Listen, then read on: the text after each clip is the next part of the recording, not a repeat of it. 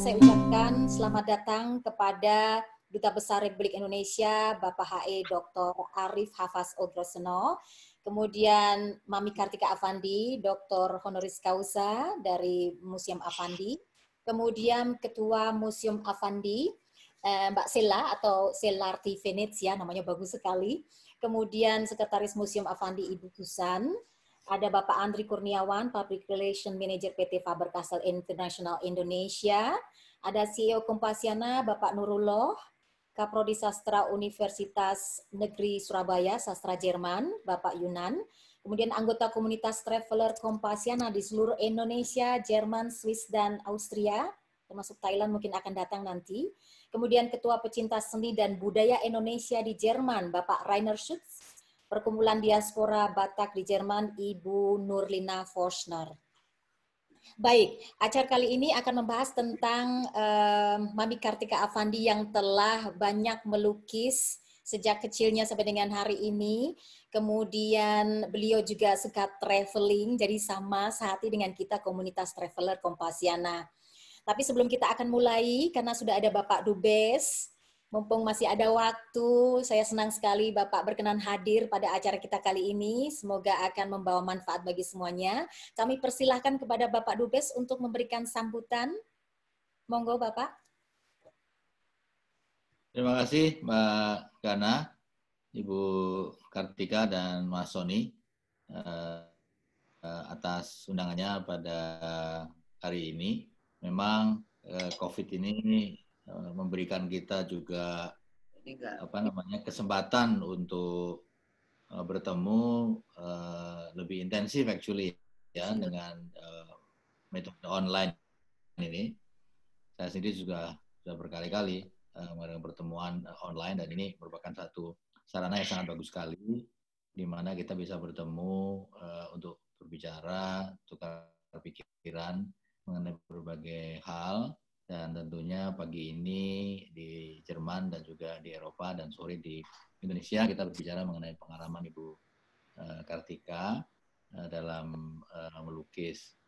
Mungkin sedikit untuk teman-teman di Indonesia atau teman-teman lain yang mungkin belum terpaham mengenai sejarah budaya antara Indonesia dengan Jerman. Kita ternyata punya suatu hubungan yang lama dengan Jerman yang dimulai dengan hubungan kedokteran. Jadi 500 tahun yang lalu itu ada dokter-dokter Jerman yang datang ke Indonesia, dia adventure ke India, ke Cina, ke Asia Tenggara dan kemudian ke tempat kita. Dan dari mereka mengembangkan antara lain pil kina untuk malaria itu. Jadi kita bahkan sekarang punya satu organisasi persahabatan Indonesia-Jerman di bidang kedokteran yang bisa dikatakan mengcover sejarah yang 500 tahun itu. Secara tradisional memang orang Indonesia itu kalau melihat Eropa itu Belanda mereka kan. Padahal sebenarnya dari jumlah warga negara Indonesia yang tinggal di Eropa paling banyak ya di Jerman, lebih dari 25.000. Dari mahasiswa pun juga lebih banyak di Jerman daripada di Belanda, 8.000 mahasiswa. Dan bahkan dari segi turis atau kunjungan, ada hampir 300.000 orang Jerman per tahun ke Indonesia, dan hanya sekitar 150.000 orang Belanda yang per tahun ke Indonesia. Belum lagi kalau kita bicara culture, lukisan, Bu Kartika tentu paham, pelukis Raden Saleh yang beliau tinggal di Dresden selama 30 tahun. Nanti bulan September atau November saya diundang ke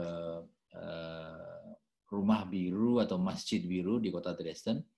Itu adalah salah satu dari sebagian dari kediaman Raden Saleh, dan nanti akan ada beberapa kolektor dari Eropa yang juga akan menampilkan lukisan koleksi Raden Salehnya di Dresden.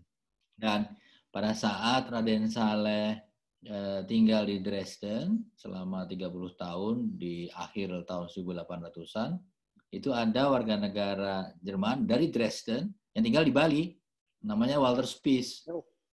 Bu Kartika tuh tahu. Walter Spies itu orang Jerman, tinggal di Dresden 30 tahun juga begitu. Cuman sayangnya beliau itu meninggalnya di dalam kapal pengungsi dari Eropa yang akan diungsikan pulang, kemudian dibom oleh ditorpedo oleh kapal perang Jerman. Jadi agak tragis kematiannya. Tapi beliau lama di Indonesia dan beliau juga yang membawa Charlie Chaplin ke Bali pada tahun awal 1900-an. Jadi memang sejarah budaya antara Indonesia dan Jerman itu lebih lama daripada negara Eropa lain dan lebih netral begitu ya dibandingkan dengan kita dengan Belanda yang ada warna penjajahan begitu. Kalau di Jerman itu tidak ada aspek itu. Bahkan mungkin sejarah kecil, petit histoire, little history antara kita dengan Jerman yang menarik. Tahun 51 pada saat Indonesia menasionalisasikan perusahaan-perusahaan Belanda, pemerintah Belanda itu marah dan mengambil kebijakan 3 hal. 1, mengusir semua mahasiswa Indonesia di Belanda. Kedua, melarang Indonesia menjual rempah-rempah di pelabuhan Amsterdam. Dan yang ketiga, melarang Indonesia menjual tembakau di Rotterdam. Itu keputusan diambil bulan Mei tahun 51. Bulan Juni tahun 51, pemerintah Jerman datang ke Jakarta dan mengatakan bahwa Jerman siap menerima semua mahasiswa Indonesia yang diusir dari Belanda.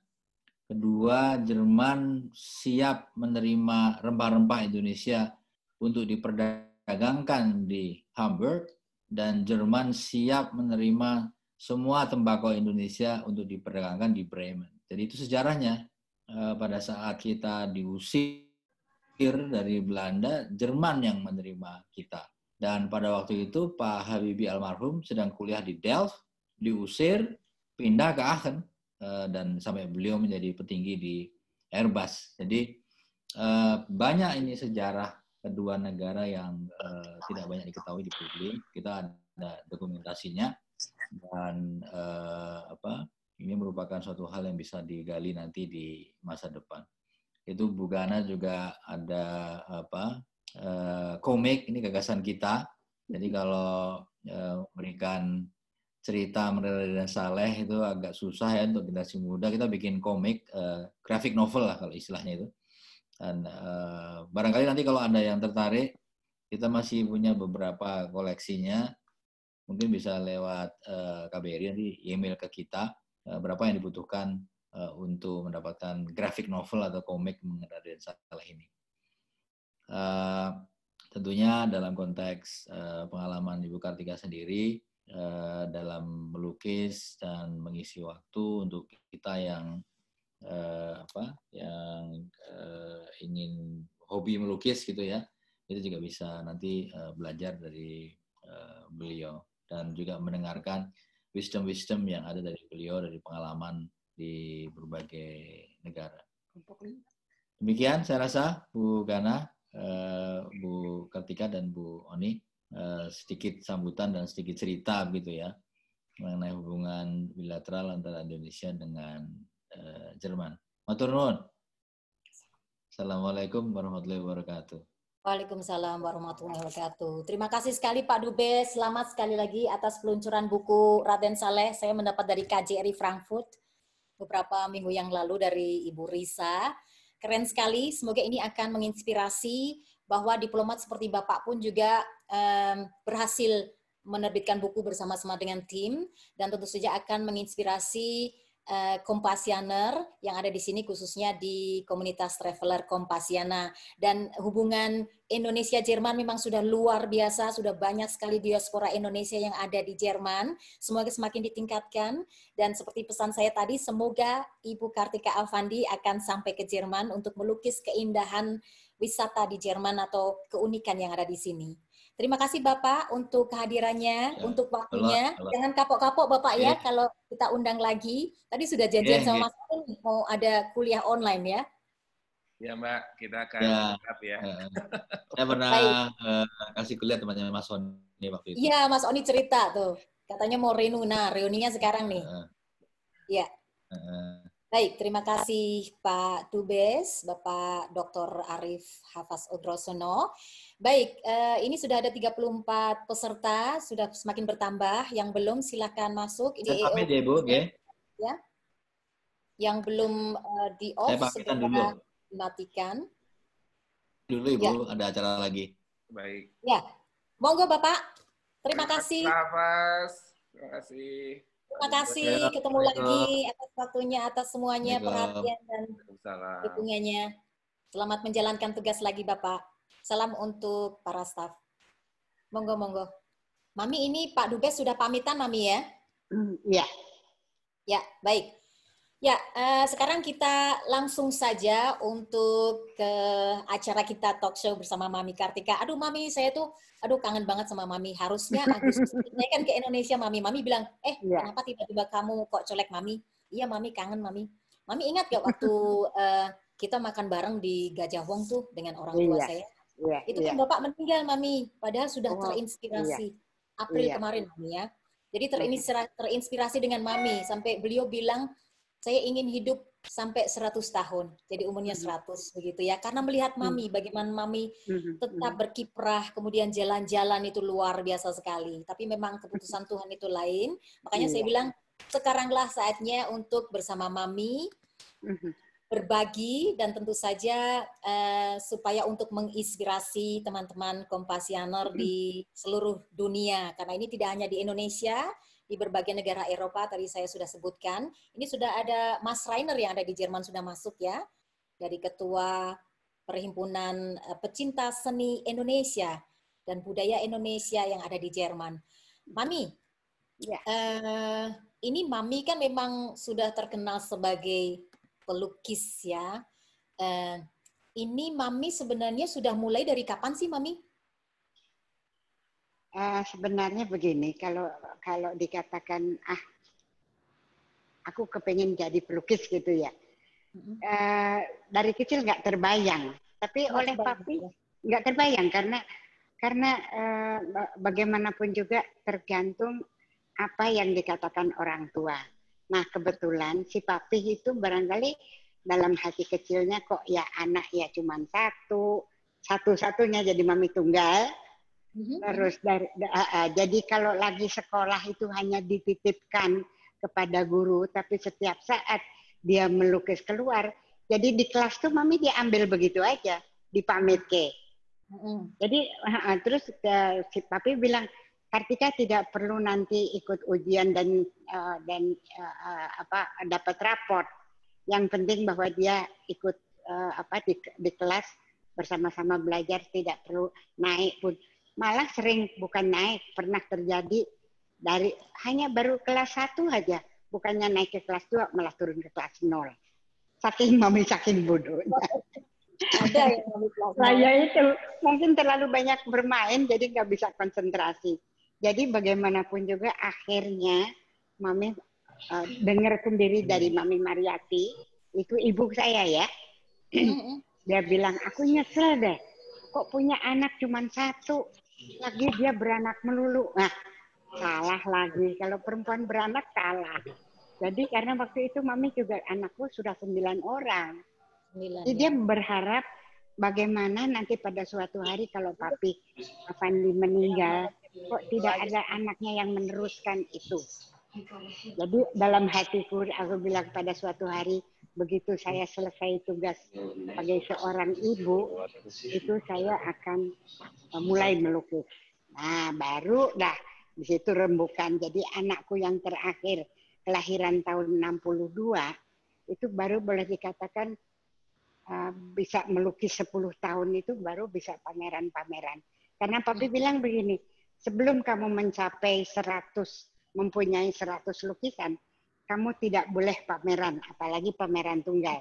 Itu pameran bisa dengan beberapa teman. Jadi harus diseleksi yang benar gitu. Jadi papi sendiri memang agak sedikit boleh dikatakan dibilang kejam ya. Tapi memang dari kecil sudah dididik supaya kemandirian. Contohnya, Papi bilang ini bawa ini gambar dibawa ke gurumu katanya, dikasihkan. Padahal Mami baru kelas 1 SD. Mami nggak bisa membayangkan kalau di jalan ditenteng jalan kaki itu kesandung, gambarnya rusak. Nah di situ Papi memberikan dari awal itu kemandirian dari Mami.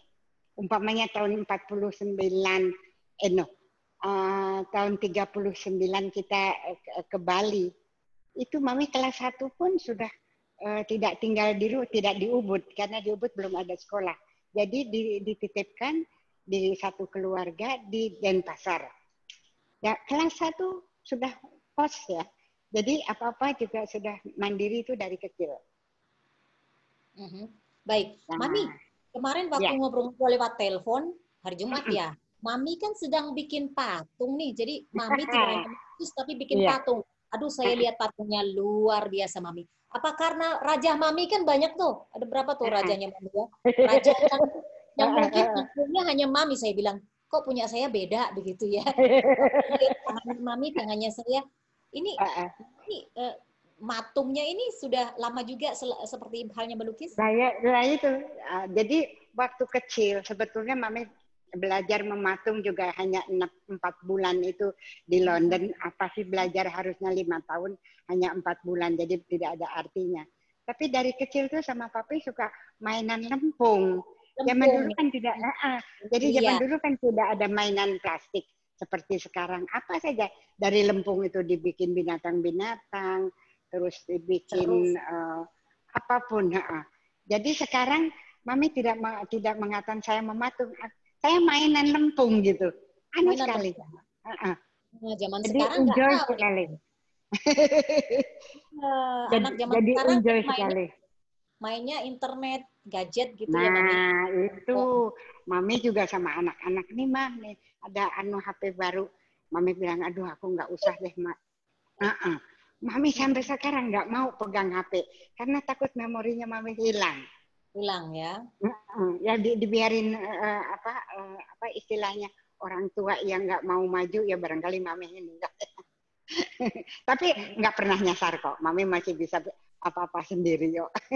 Luar biasa. Ingatan Mami juga sangat bagus sekali untuk mengingat semuanya Mami. Mami, balik lagi karena kita ini kan komunitas traveler Kompasiana dan Mami ini ternyata jagonya travel. Aduh, negara mana saja sudah ya. Mami pernah cerita bahwa Mami pernah digebukin karena Mami naik kereta sendiri ya dari Jakarta ke Bandung ke rumah nenek ya. Kemudian Mami juga cerita soal dikira dukun waktu di Wamena atau ketika berada di daerah Triangle Kamboja, Thailand, Myanmar di perkebunan opium termasuk di Australia itu Mami yang penuhnya seperti vagina itu ya. Mami bisa cerita ini awal-awalnya kok seneng banget yang namanya travel. Apa dan kenapa ini Mami? Sekarang begini dah. Kalau umpamanya sekarang kita traveling, umpamanya ke Roma yang biasanya yang dilihat bangunan-bangunan lama. Ataupun kalau di Paris, Eiffel Tower. Itu sekali, terlalu, kapanpun masih tetap ada. Tetapi dengan penduduk yang masih asli termasuk kalau kita di Indonesia ada suku Dayak, terus di Wamena, di Papua juga dengan suku yang terpencil masih banyak sekali dengan kebudayaan yang asli. Umpamanya menyatakan dalam keluarga ada satu kematian, itu satu jeriji ruas tangan itu dipotong loh, bukan dipotong sama pisau, sama bambu, sebilah bambu itu menyatakan ikut berduka kita gitu.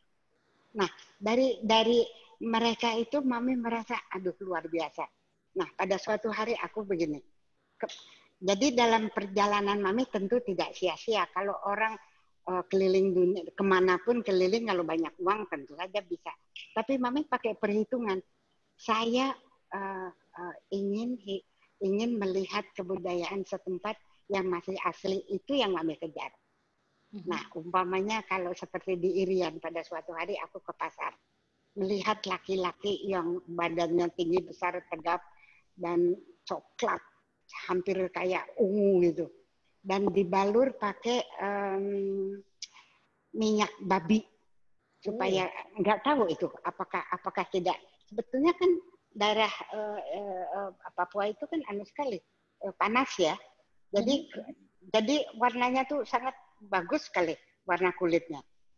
Nah, dengan udah begitu masih pakai koteka, terus di kepala juga pakai bukan umbul-umbul, bulu-bulu dari burung, dan gagah sekali, dan mereka selalu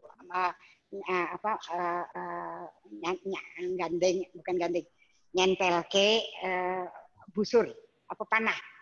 Itu tahun 72 ya. 72. Nah, udah gitu minta dibantu oleh salah satu yang bisa berbahasa daerah. Mami bilang, saya kalau melukis mungkin dia tidak tahu, cuman saya tukang potret. Mami bilang gitu, mau digambar lalu dikasih uang untuk kira-kira 2 jam duduk sebagai model. Terus maunya tidak sendiri tidak mau, jadi mereka mau berame-rame 3 orang yang mau. Itu ada di pasar, dibawa ke rumah di mana Mami tinggal. Nah, sudah sampai di rumah, sambil menunggu menyiapkan alat-alat, terus saya perlihatkan gambar yang tak bikin kemarin, yaitu pedagang tomat yang lewat ke rumah. Nah, begitu dia melihat lukisan itu, ngomongnya keras sekali, saring seperti orang bertengkar, dan terus mereka lari tunggang langgang. Lah Mami bingungnya, loh kok aneh. Jadi Mami juga ngikutin lari di mereka, di belakang mereka. Terus polisi setempat mengatakan, Ibu, mengapa Ibu orang-orang itu berlarian dan Ibu mengejarnya? Saya bilang, ini saya itu pelukis, saya ceritakan, dan gambar ini yang sudah saya bikin, tapi mereka melihat, oh begini Bu, jadi mereka berpikir bahwa Ibu itu bisa memindahkan soul, rohnya ke atas kanvas, maka mereka tidak mau digambar. Oh, kalau begitu saya salah. Jadi dengan pengalaman itu luar biasa. Nah, itu salah satu. Terus ada lagi umpamanya di suku Aborigin. Kalau yang di suku Aborigin, karena mereka sudah biasa hidup dengan penduduk pendatang yang sudah 200 tahun, itu yang ada di Alice Spring ya. Terus kalau Mami masuk mengatakan saya pelukis dan saya mau menggambar, oh tidak mau. Karena rata-rata mereka 75% penduduk Aborigin perempuan itu mereka melukis juga, menggambar di atas kulit kayu. Dan tekniknya tidak teknik dengan kuas, tapi dengan batang kayu yang menyerupai kuas, jadi dipukul-pukul. Jadi dot painting jadinya. Nah, setelah itu jadi suami-suami mereka lah yang taking care of the children. Jadi anak-anak diasuh oleh suaminya, tapi ibu-ibu pada menggambar. Taunya lukisan mereka itu di New York pernah dipamerkan, yang dot painting dari Aborigin itu bisa sampai kalau tidak salah sampai 200.000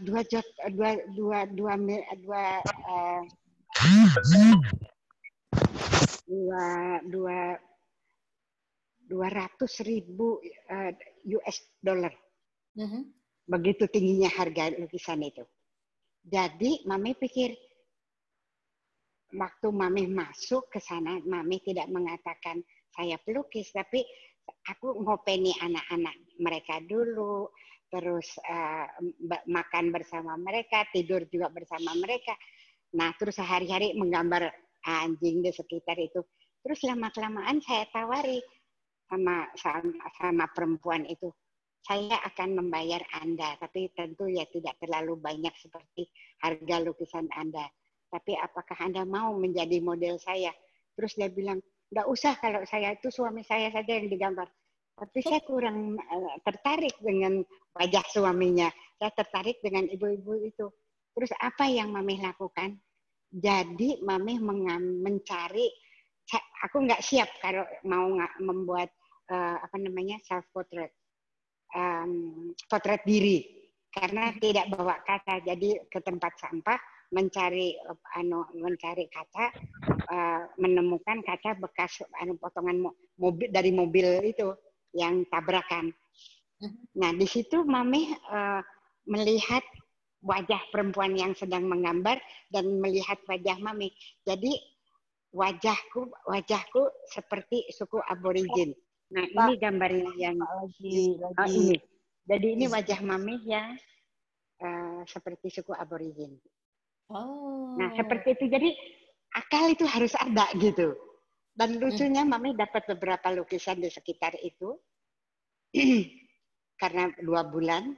Terus sampai Mami diundang juga oleh Art College di Alice Springs, hanya mengatakan bagaimana Kartika sampai bisa diterima sama mereka. Saya ceritakan bahwa kita datang jangan seperti kita sama-sama sebagai pelukis, tapi ya datang ya seperti apa yang tadi saya ceritakan.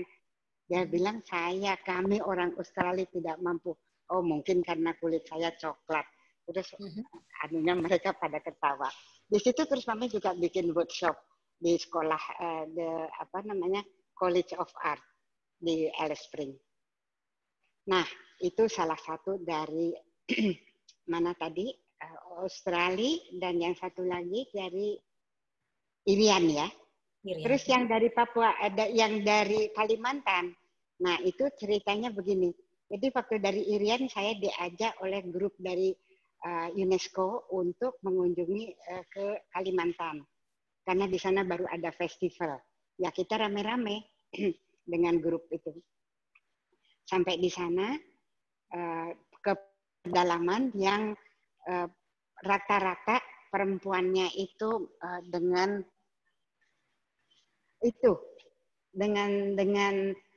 memakai semacam kupluk topi, tapi telinganya bisa jadi panjang sekali karena setiap tahun dikasih perhiasan makin lama makin berat. Walaupun perhiasannya dilepas, tapi karena ini sudah kadung kulitnya ke bawah, jadi sampai bisa melewati pundak. Nah di situ jadi kenapa Mami juga pakai hitam putih? Karena kalau sudah traveling seperti itu tidak bisa banyak membawa alat-alat menggambar. Karena sendirian waktu itu. Dan kadang-kadang juga jangankan di perkampungan ya, di kota sendiri di Jogja, kalau tempo hari waktu tahun 57 menggambar di pasar hewan sama Papi, itu dikira kita tukang sulap. Barang itu cat-cat digelar dengan warna-warni, mereka bilang kenapa kok odolnya kok berwarna begitu. Jadi mereka tidak tahu kalau itu cat untuk melukis. Nah, lucu sekali. Kadang-kadang pertanyaan dari mereka itu yang di luar dugaan. Umpamanya begini, dia bilang, Bu, kalau gambarnya udah jadi, kira-kira harganya berapa? Saya bilang soal harga susah banget. Udah begini aja, barangkali kalau ditukar sama sapi ya bisa 5 lah. Wah, saya mah dikasih juga nggak mau. Loh kenapa nggak mau? Di rumah saya itu kan cuma dindingnya bambu, nanti orang pada ngijen katanya gitu. Nggak, pasti gambarnya juga rusak kena hujan. Ya benar juga lah pikiran mereka gitu.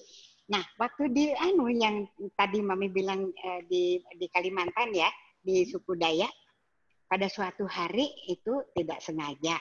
Jadi nginep juga di kepala suku. Terus ada anak kecil pada nangis. Terus saya minta izin, boleh nggak ini kalau saya pegang? Oh silahkan gitu. Terus saya perutnya saya pukul-pukul, ternyata dia kalau kita bilang kembung. Terus saya minta izin, boleh nggak ini saya gosok diparutkan berambang merah sama minyak kelapa digosok. Terus dia bilang boleh. Setelah mungkin terbaunya dari uapnya berambang itu, si anak terus muntah. Nah, terus tidur.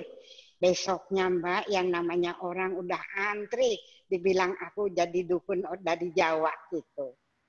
Ini travelnya ke banyak negara nih.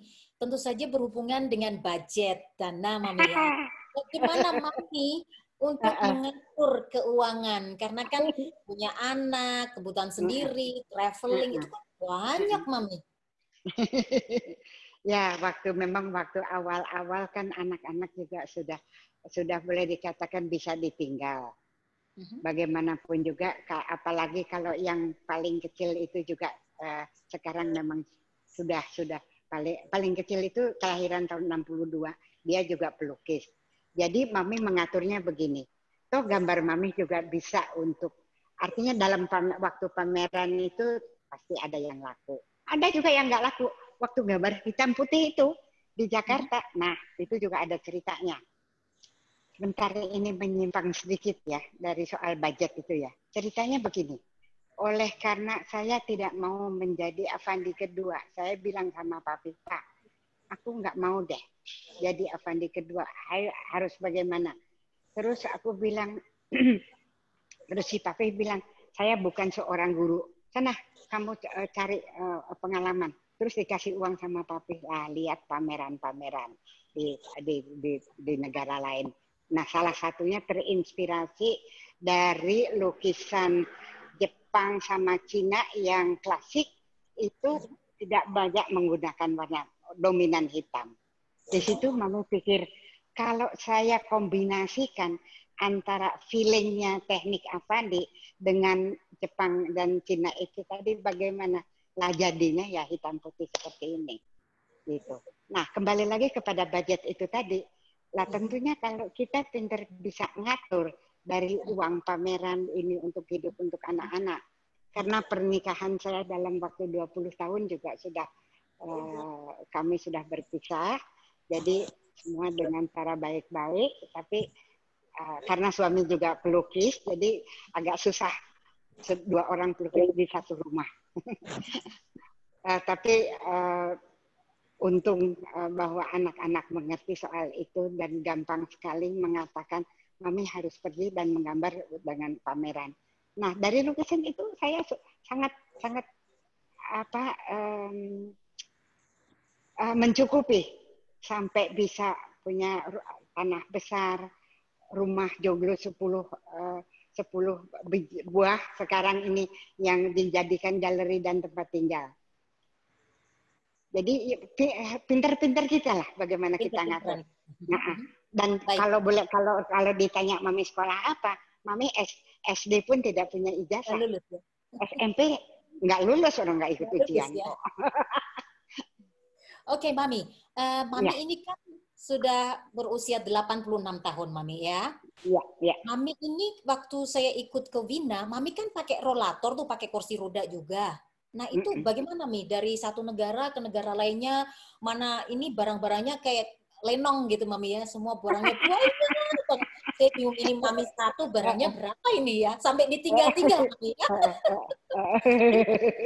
Pengalaman Mami sebagai seseorang yang suka traveling, suka melukis, tapi dengan kursi roda, pakai rollator kemana-mana, ada beberapa negara yang ramah seperti di Jerman untuk disable. Ada yang tidak. Bagaimana itu, Mami? Ya, memang satu negara yang terakhir itu Mami ke Yugoslavia apa ya? Sebelum ketemu sama Ghana. Ceko. Ya, Ceko. Ceko. Jadi mereka tidak khusus membuat jalan untuk kita difabel ini. Nah, itu yang agak susah. Tapi pada umumnya Mami tidak sama sekali, itu bukan menjadi satu halangan. Toh Mami bisa kemana-mana. Dan sebetulnya itu kursi roda itu memang lekas capek ya, dari umur sekian itu. hanya sebagai apa namanya pembantu untuk pegangan mami jalan kaki. Setengah lari bisa loh, apalagi di airport. Itu koper mami bawa di tempat duduk. Jadi tidak masalah. Tidak masalah. Mungkin mami malah senang karena orang banyak menyayangi mami. Jadinya manja mami. Manja ya.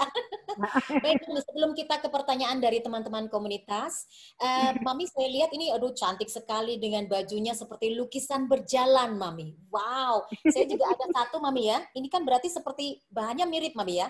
Ini dari kain, dari sutra, Mami ya. Jangan-jangan sama lagi. Jangan-jangan sama nih. Oh my God. Dan sama 5 ini ya, 5 angsa. Bukan sama angsa. 3 anak. Ya. Wow. Sekarang gini, waktu itu mami jatuh cinta sama bunga lotus ya, waktu itu. Sampai mami tinggal di Borobudur 2 bulan di hotel. Nah, hanya mami melihat Borobudur yang para pengunjung ini sekarang anak-anak muda, terus foto-fotoan dipeluk patung-patung kepala Buddha. Saya sebagai seseorang yang spiritual, orang terima aku. Saya nggak terima. Karena walaupun itu batu, tetapi kok tidak punya feeling ya. Nah di situ mami sampai bagaimana mami menyayangi bunga lotus yang begitu indah. Terus mami lukis sampai beberapa lukisan. Nah ceritanya dari 5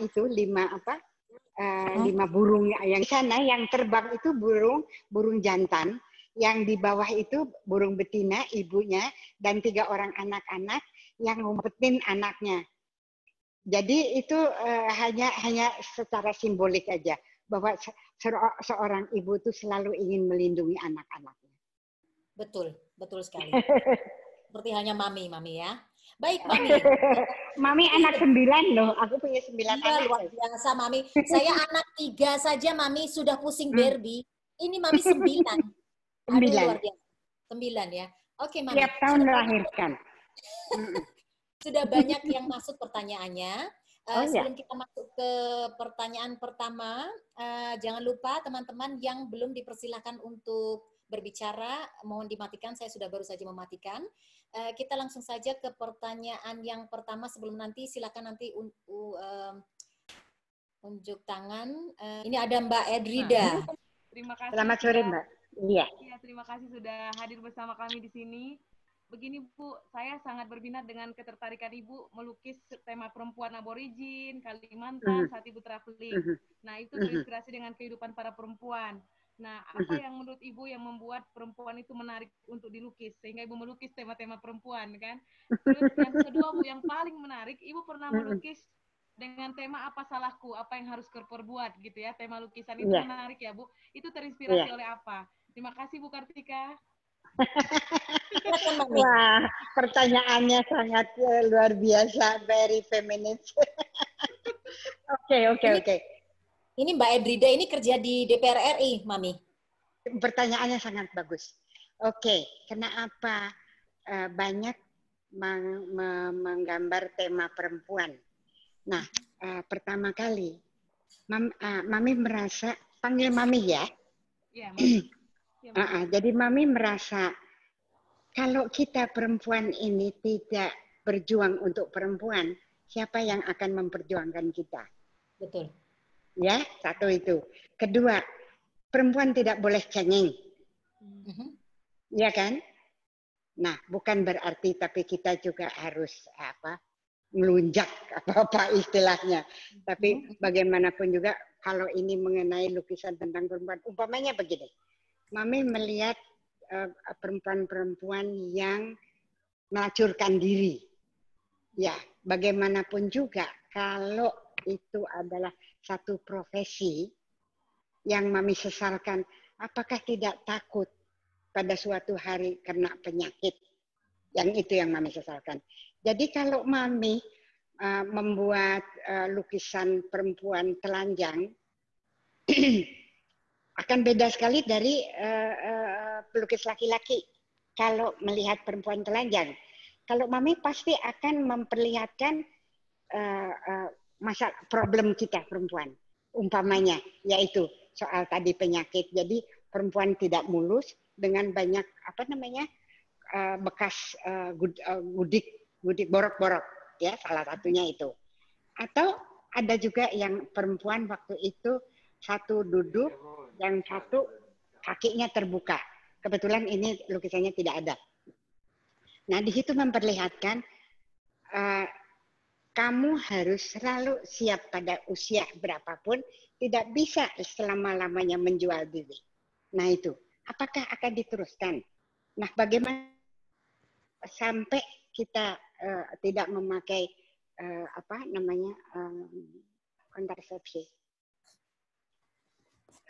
kontrasepsi itu yang kasihan kan juga anak yang di dalam kandungan kita juga, yang tidak minta dilahirkan tanpa bapak. Itu yang kita harus sadar bahwa perempuan itu jangan mudah tergelincir. Itu aja. Pak Santoso Amin, silakan dinyalakan speakernya.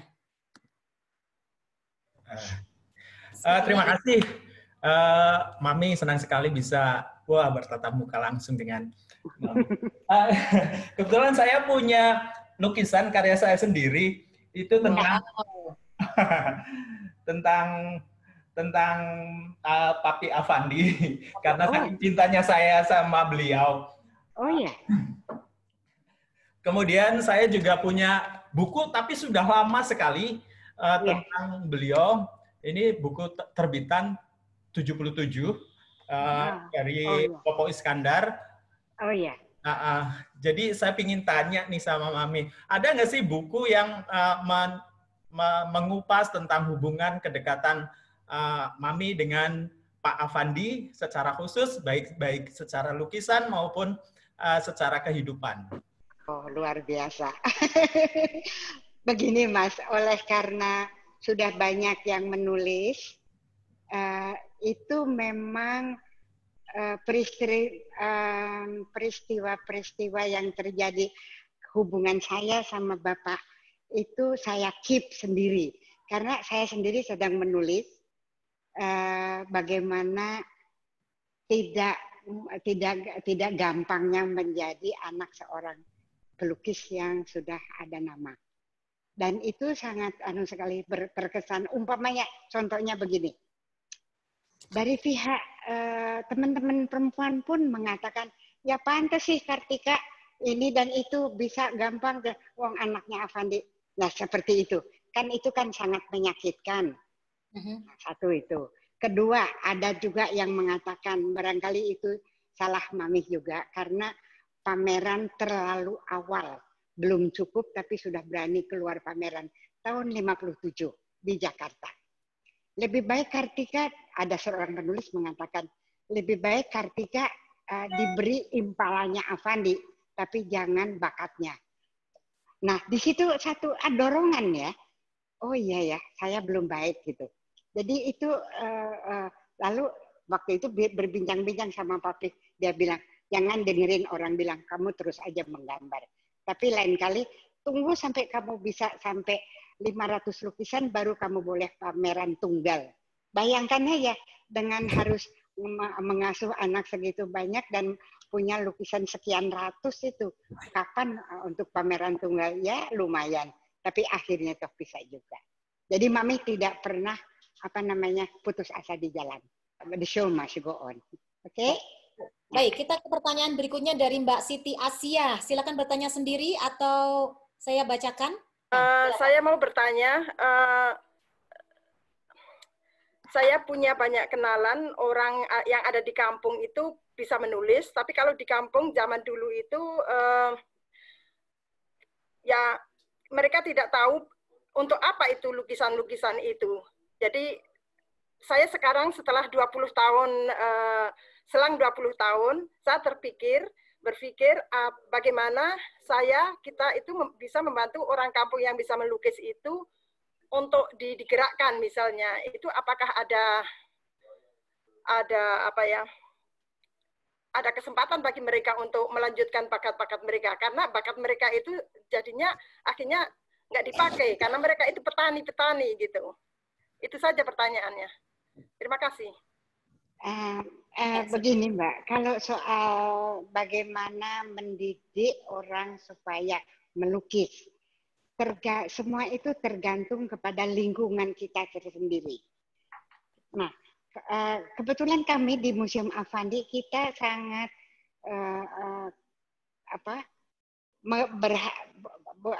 sangat banyak dikunjungi oleh anak-anak dari sekolahan. Tapi begitu pula kita juga terbuka sekali untuk orang dari manapun, umpamanya tukang becak pun kalau mau mengantarkan tamu, dipersilakan masuk tanpa karcis. Jadi untuk mendidik itu hanya lingkungan yang harus mengikuti. Sekarang contohnya saja, ibu saya itu buta huruf, nggak bisa baca, nggak bisa menulis. Tapi karena sama bapak itu dibawa kemana-mana, lihat pameran, ya ketemu sama teman-temannya, akhirnya juga dia bisa menggambar. Walaupun istilahnya kalau dibilang orang dia pelukis juga memang ya begitulah. Tapi lukisannya sangat sederhana, primitif, tapi lucu. Nah, jadi bagaimanapun juga harus membawa kita mengantarkan ibu-ibu, bapak-bapak berbus-bus melihat pameran. Itu kami sediakan waktunya. Kita langsung saja ke Mas Wikan Sunindyo. Silakan disampaikan sendiri atau saya bacakan. Terima kasih, Mbak Gana. Mami itu udah banyak traveling kemana-mana. Itu yang paling berkesan kemana aja ya? Terus mengapa demikian? Terima kasih. Yang paling berkesan barangkali yang memang dilakukan oleh bapak saya sendiri pun tidak, oleh karena waktu itu sedang gawat-gawatnya perang opium, kebun opium yang ada di perbatasan Myanmar, Burma dan Kamboja, Thailand. Nah, waktu itu kan tadi Mami sudah bilang kalau saya ingin mencari identiti sendiri sebagai Kartika, pelukis, tapi ingin dilihat Kartika bukan karena anak Affandi gitu. Nah, ke sana, tapi kalau pamitan ke orang tua pasti nggak boleh karena itu daerah berbahaya. Jadi akal, tadi saya katakan bahwa orang tua harus punya akal. Jadi akal saya punya teman di Kuala Lumpur. Terus saya cari postcard beberapa. Setiap minggu postcard itu dikirim ke Jogja dan orang tua tahu saya ada di Kuala Lumpur. Padahal terus saya naik kereta api ke utara dari Thailand ke Chiang Rai. Nah di situ di kebun tanaman ganja sedang kalau dikejar-kejar sama polisi karena itu memang perbatasan 3 negara yang gawat, pelor di atas kepala. Tapi saya mendapatkan lukisan yang tidak akan bisa dilakukan lagi, apalagi sekarang. Tidak mungkin. Sementara waktu diperlihatkan sama papi sudah tidak berani bertanya karena papi pikir ini pasti bohong kalau ditanya, karena pasti dimarahin gitu. Karena itu daerah berbahaya. Ya, seperti orang-orang pecandu sedang minum opium segala itu.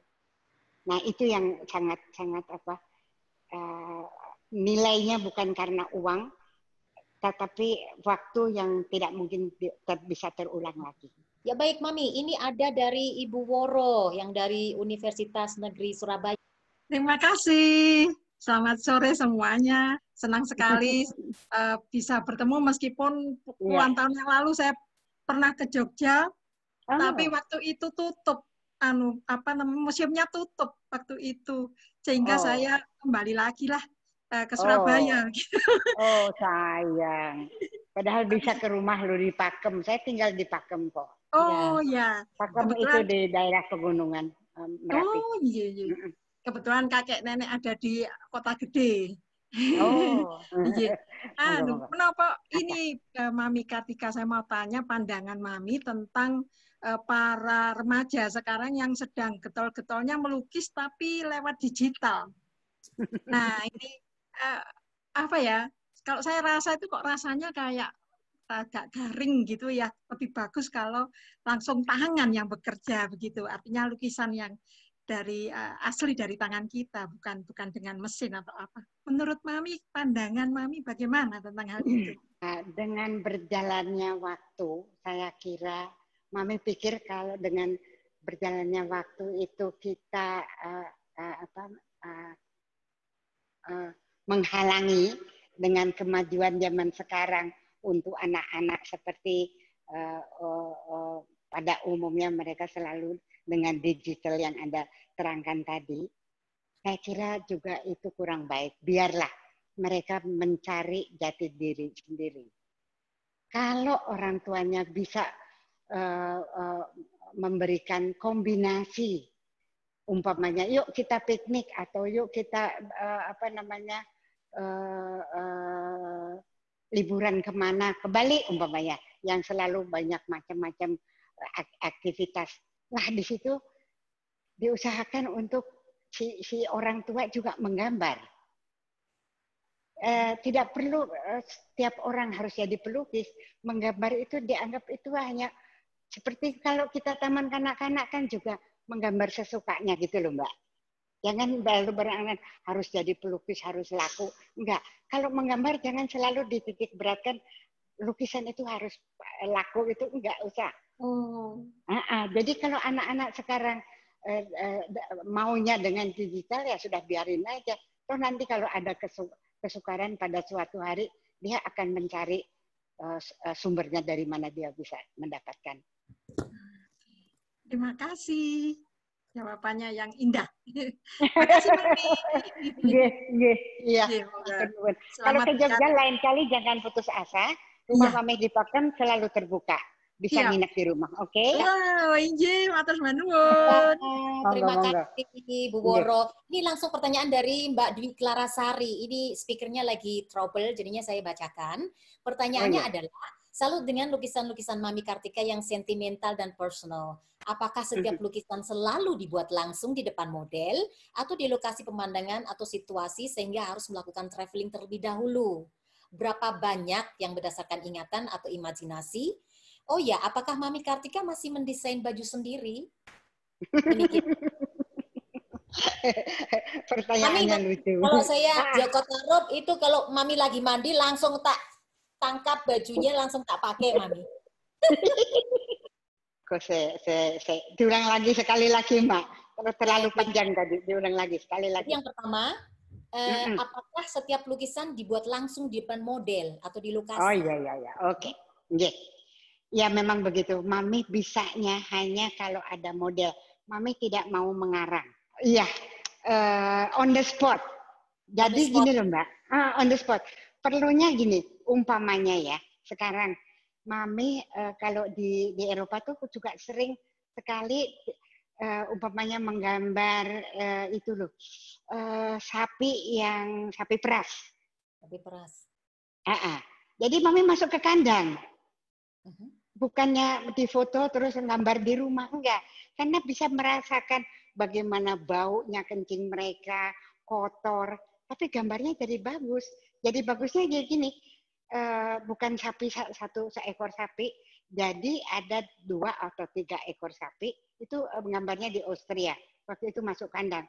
Begitu si sapi itu ekornya naik ke atas, itu kan mau buang air, jadi gage-gage, cepet-cepet Mami menjauhkan diri dengan bawa kanvas. Kalau enggak kecipratan. Nah, dengan excitingnya seperti itu gambarnya jadi bagus. Gitu loh. Jadi ada satu challenge ya. Satu kayak kejar-kejaran kayak yang tanpa direncanakan sebelumnya. Jadi situasi itu membawakan spirit Mami. Itu kan yang on the spot, Mami. Ada tidak beberapa lukisan Mami yang lagi berfantasi gitu langsung lukis? Misalnya lagi bayangin Ghana di Jerman gitu, Mami ya, lagi begal-begal gitu. Itu bisa nggak, Mi? Atau ada nggak? Ora iso, aku bodoh banget, Mbak. Bisa ya? Bener nggak bisa deh. Tapi mematung lebih bisa. Karena matung, sukanya gini, kalau tekniknya Papi itu kan spontan, directly dari tube, terus dihapus dengan tangan kan gitu. Ya. Sedangkan Sedangkan kalau patung itu dari lempung, nanti kekeliruan bisa diangkat lagi terus diulangi lagi. Maka itu ada satu kombinasi. Patungnya Mami juga agak lain daripada yang lain. Ini pengucapan dari seorang ahli pematung, dosen, mengatakan, kok ya beda ya patungnya Mami? Karena Mami tidak mematung, bukan dari belajar sekolah. Pertanyaan terakhir adalah, apakah Mami masih mendesain baju sendiri seperti yang dikenakan Mami sekarang ini? Atau kalau ingin orang beli atau mendapatkannya bisa di mana ini, Mami? Seperti kain ini misalnya untuk Iya, scarf? ada di museum Avandi nyetak kaos-kaos Mami. Mbak Gana, ini Mami sayang lupa tidak memperlihatkan pada Anda ya. Belakangan ini di hari tua seperti ini, Mami suka sekali bermake up kalau ditanggap sama teman-teman. Yuk, Mami, kita cari duit ngamen di depan Malioboro di pasar Beringharjo. Aku bermake up dengan limbu, Mbak. Jadi irungnya abang, pipinya abang. Pakai kalung cabe. Kalung cabe. Nah, kamu kan lihat sendiri toh waktu di Austria, waktu di Vienna. Nah, kayak gitu, Mami ngamen di pasar. Terus nanti orang liwat pakai foto sama Bu Kartika. Terus nanti uangnya ini untuk anak-anak, untuk sekolah anak-anak cacat.